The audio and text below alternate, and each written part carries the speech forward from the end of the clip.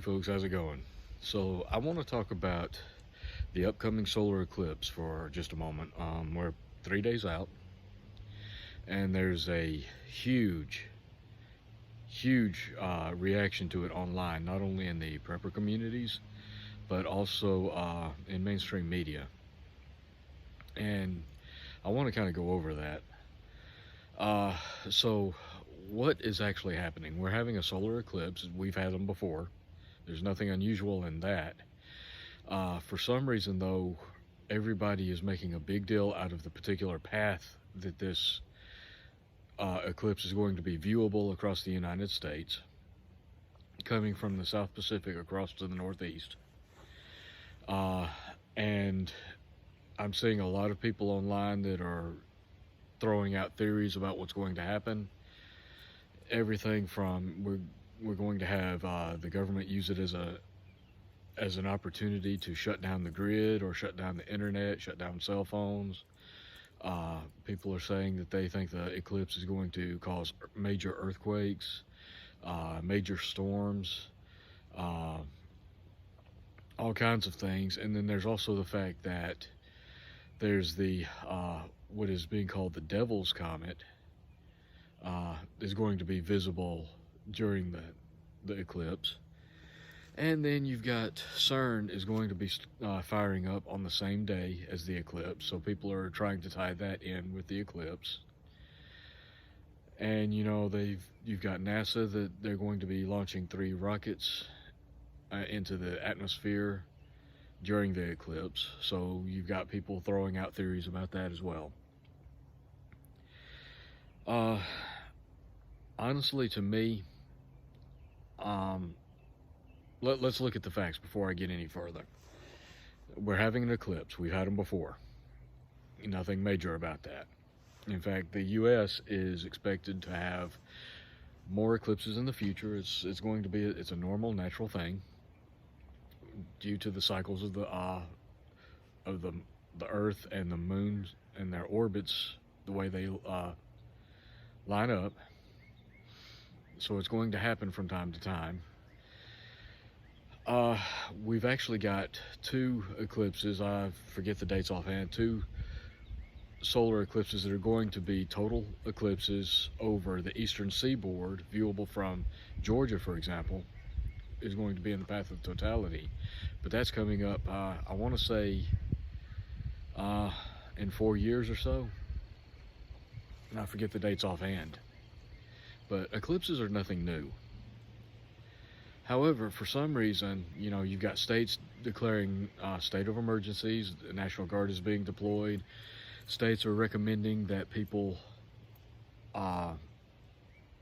fill up their gas tanks, buy 2 or 3 weeks worth of food, make sure you have enough food and enough medicine to get you by in case something happens. And a lot of this is causing speculation as to does the government know that we don't know, right? And to put it simply, it's my belief that this is all being way overblown, not only by media, but also in the prepper communities. Now I've been watching videos of people connecting CERN to satanic rituals, dances and ceremonies. I've seen videos talking about how all of the earthquakes, even the earthquake this morning, the 4.7 magnitude earthquake that hit New York City this morning, there are people trying to link that to the upcoming solar eclipse. Personally, I think that's just a coincidence. Since 1700, New York has experienced over 400 earthquakes since 1700.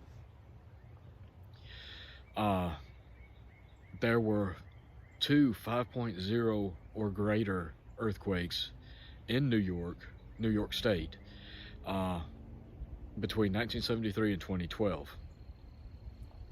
So earthquakes in New York aren't extremely uncommon. They don't happen every day, but they're not as people are acting like this particular earthquake was something that's never happened before. And that's just not the case. I think it's another example of people trying to sensationalize something to get views. And this is applied towards mainstream media. You know, they've got to sensationalize everything in order to get their ratings up. YouTube channels do the same thing. They sensationalize everything they possibly can to get their views up so that they can earn more money and what have you. So I'm seeing certain channels make all kinds of connections between CERN, the eclipse, earthquakes and the eclipse, and all of this stuff that's going on. And what I'm seeing, while I disagree with what's happening at CERN, I don't really agree with what they're doing there. And I'm not the only one. There are actually physicists and scientists that don't agree with it as well, because they're playing a very dangerous game. I think a lot of this is all happening simultaneously, not because it's all connected, but that's just the way things happen sometimes. Sometimes there are legitimate coincidences. And you can look at almost anything in life, any series of events, and if you're really intent on it, you can find patterns and links and coincidences if you're really set on it, even between things that aren't actually connected at all. I'll be the first to admit I'm a bit of a skeptic about a lot of things, but I'm what I consider an open-minded skeptic. So I don't automatically, by default, go to, oh, well, this is happening, and this is happening because it's a religious thing, or this religion warned about this is going to happen, but if you do that, and I'm not into all of that. I'm not going to knock people that have those beliefs. I'm not trying to make fun of people that have those beliefs. I'm not trying to change your mind. You're free to have whatever belief you want. That's just not how I am. I'm an open-minded skeptic about a lot of things like that. I don't necessarily believe it, but I don't discount it right off the top of my hat. But again, you know, I think all of this is being overblown. We're seeing a major time of upheaval here in the United States and in the world around us, with the wars, with the political upheaval here in the country. And I think that there's just this deep fear right now, deep unease about what's going on around us, that anytime something new happens, we're automatically looking at, oh my God, what's happening? Oh my God, what does this mean? What does this mean? Is this a conspiracy? Is that a conspiracy? Maybe this is a conspiracy about that conspiracy, you know, crap like that. And we do ourselves a disservice when we start following that type of logic and that type of thought process. Because we lose credibility, and at the same time, we're creating anxiety in a lot of cases, over nothing at all. And again, I've said it before, I think this is being way overblown, and in my opinion, this eclipse is going to be much like the Y2K crisis and the 2012 prophecy. You know, it's going to be a big nothing burger, as they say. If you want to look at what's really happening, why are they declaring martial law, or not martial law, but declaring state of emergencies? They're not declaring martial law, they're declaring state of emergencies in the states and in states and counties and cities in the path of totality for this eclipse. And why is that? A lot of these areas are in a path along from the northeast to the southwest through a lot of really small communities, and you have hundreds of thousands of people flocking to individual towns so they can view this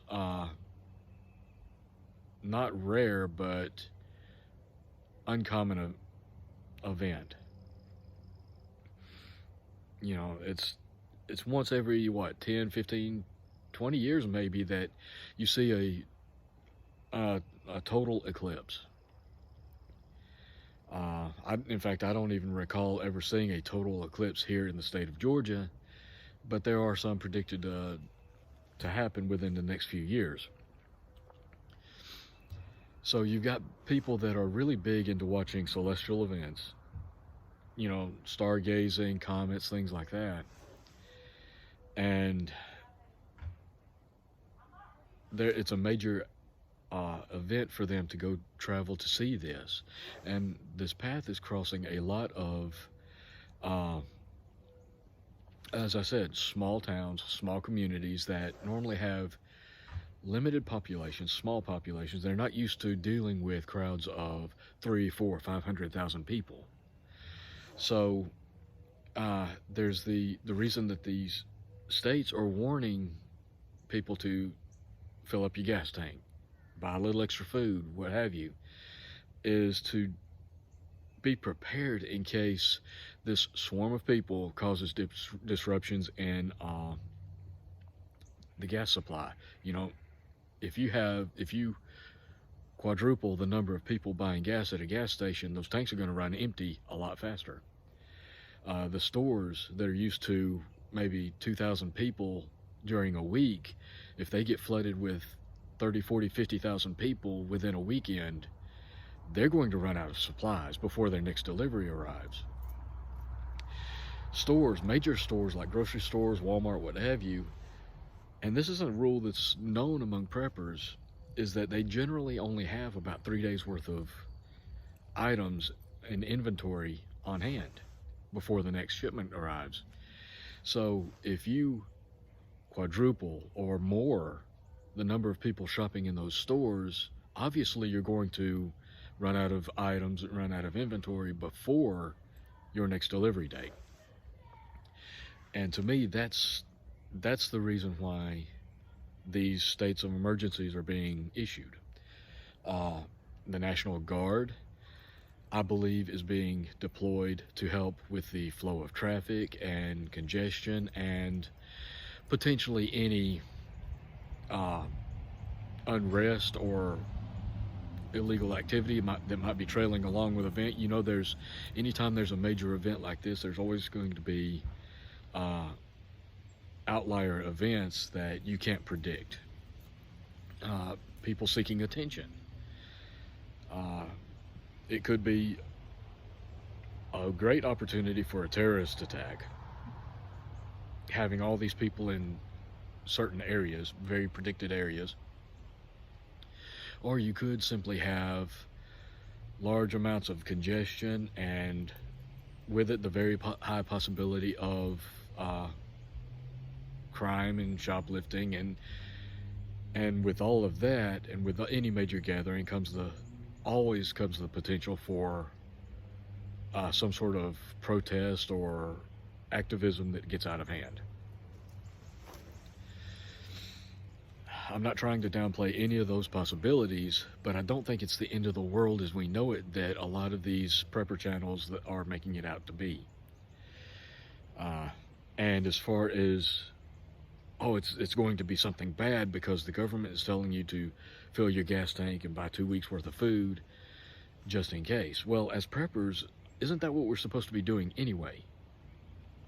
As preppers, the whole point of our lifestyle is to prep for unseen events so that those unseen or unforeseen events and unpredicted events don't disrupt our lives. That's the whole point of being a prepper, to be prepared for things like this. And then you have something like this is obviously going to be a disruption to the local communities that are in the path of this thing. And people are taking legitimate precautions and advising everybody else to take legitimate precautions and prep for this stuff, suddenly preppers look at it like, oh my God, that means something even more disastrous is going to happen. We're doing a discredit to ourselves when we think like that. Again, you know, there's always the possibility something could happen, but I don't think, as I've heard some of my coworkers say, as I've heard of other people on other channels say, I don't think the government is going to use this eclipse as an opportunity to overthrow the government or lock down the country or start World War III, which we're already in, by the way. All of these theories, they just don't make sense. And we need to be more rational and logical about our thinking process sometimes. And I know I'm probably going to get a lot of kickback on this video for this. I'm probably going to get a lot of hateful comments because I'm not falling in line with all the conspiracy theories. But that's just my belief, you know. I hear all these theories too, and sometimes I can go along with some of these because there's a level of legitimacy to some of these theories. But then some of these theories that people throw out are so absurd and unrealistic that it doesn't make sense, and you have to wonder why people keep believing some of this stuff. One of the things about this eclipse that everybody's raising Cain about is NASA, the rockets that they intend to launch into the atmosphere. Okay, they've done this before, folks. Whether you realize it or not, they've done it before during eclipses. Solar events like this, solar flares, eclipses, whatever, they have a unique effect on our ionosphere. And that affects radio signals and things like that, as well as other things. I'm not a scientist, so I'm not going to get into all of that, but it does affect radio signals, communications, things like that. So in the past, NASA has launched rockets called sounding rockets into the atmosphere to take readings, to take measurements, and see exactly what effect this event is having on the ionosphere. It's nothing unusual. They've done it before, and the world didn't end. They've done it before, and Satan himself didn't manifest in your backyard. Again, I'm not trying to make fun of people who have certain religious beliefs, but use a little common sense, folks. Sometimes you got to step out of the fantasy world of prepper survivalism and kind of ground yourself in reality. These rockets have been done before. It's nothing new. One of the key things about it that people are raising Cain about, again, is not only that they're launching the rockets, but it's what NASA named the rockets. And I forget the exact name. It's atmospheric something, but the acronym is APEP, and that acronym has been linked to the Egyptian god of destruction. So that's automatically sending off people into a whole nother realm of conspiracy theories and religious ideologies.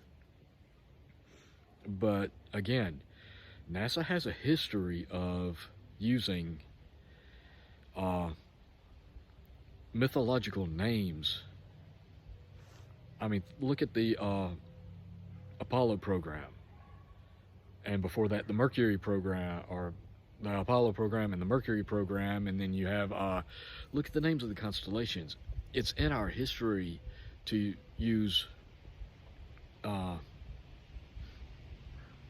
religious and cultural names like that in relation to space, stars, and what have you. It's just been a history of it. But again, the world hasn't ended because somebody named a rocket with a name that just so happened to have the acronym that was very similar to the Egyptian god of destruction.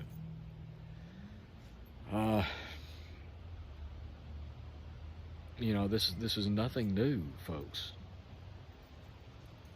We're, again, this, I can't say it enough. I feel in my gut that this is nothing more than a big replay of Y2K in 2012. It's being overblown, and what I would say is, if anything is going to happen, they're using all of this hyperbole over the solar eclipse, all of this exaggeration over the eclipse, to distract you from something else that is actually happening. So you've got all these news media agencies coming out with stories about CERN and about the eclipse and about all these earthquakes and things like that. They're primarily doing that because they want better ratings. But if there's any kind of nefarious purpose, nefarious intent, I would say it would be to use this as a distraction. And when you focus on an event like this and go all conspiracy theory, you're automatically feeding into what they would want you to do if that's what it was being used for. Again, that's why when something like this happens, you need to take a step back, take a deep breath, look at it logically, rationally, and say, okay, yeah, certain things might happen, but what are the odds that an eclipse is going to be responsible for earthquakes across the United States that destroys the entire society as we know it? Really? An eclipse. We've been through millions of eclipses in Earth's history. Again, this is nothing new. I think it's simply a manifestation of the anxiety and fear that everybody is feeling these days with all of the current events going on in the world, combined with a solid distrust of the government. And then, you know, government will always say, you know, they always say they'll never let a good crisis go to waste. You know, they're going to take advantage of things. If people get focused in on something like this, they could always use that as a distraction to distract away from something that's more mundane but still important that they don't want you to know about. They could be using this to distract you from some sort of legal action that's being taken against Biden or whatever, or some sort of military action over in Russia with NATO or whatever. You know, there's no telling. But everybody's focused on the eclipse, and they're not being rational and looking around, being aware of what's going on. When you get really irrational and start thinking about things like this, it's a lot easier to deceive you. So again, I don't think this is going to be anything to be concerned about. You know, there's the tourism aspect, overwhelming small communities, small towns, small businesses. There's obviously the congestion, maybe some potential for some crime to be followed through with that. With any large crowd, you know, there's going to be criminals that try to take advantage of that, much like the government. You know, they do have things in common, folks. You have the government that would try to use this distraction to get your attention off of something that they want to do that you might not necessarily support, so that they don't get as much kickback on it. But I don't think this is the end of the world as we know it, like a lot of people are trying to make you believe. That's just my gut feeling. And again, I really, really think that when we fall into these big events and their conspiracy theories, and we follow along with it in mass hysteria in a way, that we're simply discrediting ourselves. we're proving that we can't be rational, logical thinkers. We can't be critical thinkers. Where we give off this image of being ignorant, easily manipulated, gullible people that will believe almost anything.